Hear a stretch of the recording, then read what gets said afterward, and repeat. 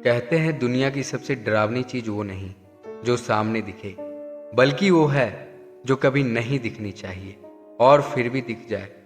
आज की कहानी है आकाश नाम का एक लड़का का, जो दिल्ली में नौकरी की तलाश में आया था।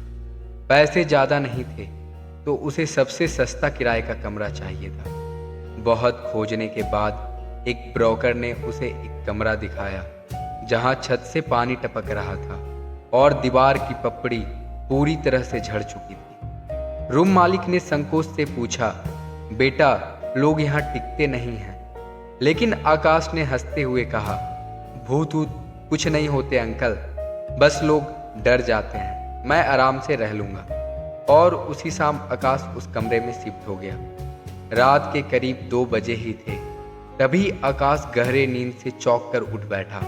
उसका मोबाइल अपने आप ऑन हो चुका था, स्क्रीन की टॉर्च जल रही थी और अंधेरे में कमरे की दीवारें सफ़ेद रोशनी में और भी डरावनी लग रही थी। उसने सोचा शायद गलती से हो गया होगा और वापस से सो गया। लेकिन जैसे ही उसने आंखें बंद की, कमरे में फीकी ठंडी आवाज गूंजी, क्यों आए हो यहाँ? आकाश घबरा कर उठ बैठा, चारों तरफ टॉर्च घुमाया, लेकिन वहां कोई नहीं था।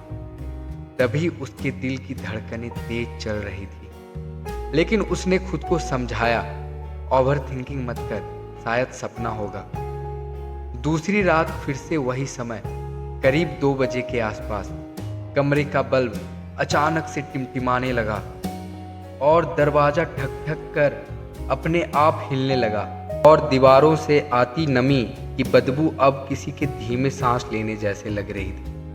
आकाश ने डरते डरते अगले दिन अपने बूढ़े पड़ोसी से पूछा, अंकल, यहाँ अजीब चीजें क्यों होती है? पड़ोसी ने चारों ओर देखते हुए धीरे से कहा, बेटा, 3 साल पहले इस कमरे में एक लड़की रहती थी। वो कई दिनों तक अकेली रोती रही और एक दिन फांसी लगा ली। तब से जो भी यहाँ आता है वो उसकी मौजूदगी को महसूस करता है। 3 रात से ज़्यादा यहाँ कोई नहीं टिक पाता। आकाश का दिल धक से रह गया, लेकिन उसने ठान लिया, इस बार भागेगा नहीं, सच का सामना करेगा। तीसरी रात आकाश ने तय किया कि वो इस रहस्य को खत्म करेगा। वो बिस्तर पर बैठा, आंखें खोले, मोबाइल हाथ में लेकर इंतजार करने लगा। ठीक 2 बजे के आसपास दरवाजा धीरे धीरे अपने आप खुल गया।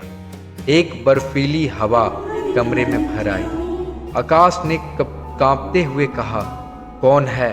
सामने आओ। अचानक मोबाइल ऑन हुआ और एक नया व्हाट्सएप मैसेज आया। स्क्रीन पर सिर्फ लिखा था, मैं यहाँ हूँ तुम्हारे पीछे। आकाश का दिल सीने से बाहर कूदने जैसे हो गया। वो तेजी से पलटकर पीछे देखता है।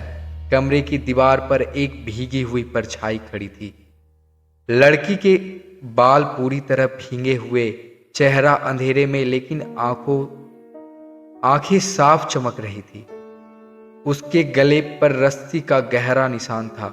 वो फुसफुसा रही थी, ये मेरा कमरा है, कोई यहाँ टिक नहीं सकता।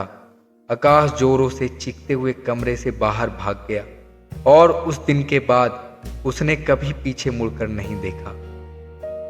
आज भी वो कमरा सबसे सस्ते किराए में उपलब्ध है।